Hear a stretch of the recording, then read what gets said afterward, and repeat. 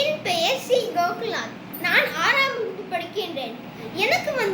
நான் பட்டிமன்றம் பேச வந்துள்ளேன். எனக்கு வந்த தலைப்பு இணையத்தின் நன்மைகள். இப்போது நான் ஆரம்பிக்கிறேன்.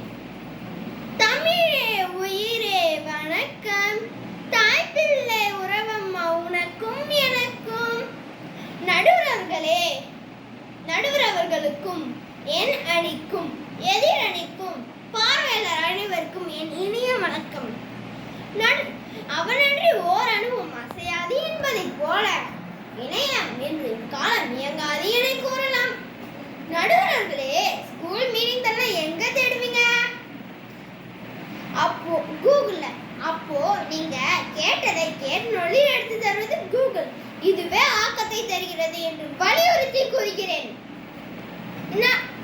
நடுவர்களே, எனக்கு ஒரு தகவல் வேண்டும். என் ஆசிரியரிடம் நான் கேட்கிறேன். அவர் சென்னையில் இருந்த பேராசிரியரை சந்திக்கிறார். ஆனால் அவர் மனநிலை காரணமாக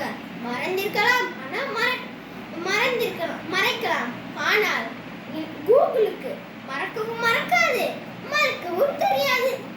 ஒருவேளை நாம் கேட்ட தகவலை கொடுக்கவில்லை எனில் வேறு குறியீட்டை பயன்படுத்தும் என்று அறிவோம்.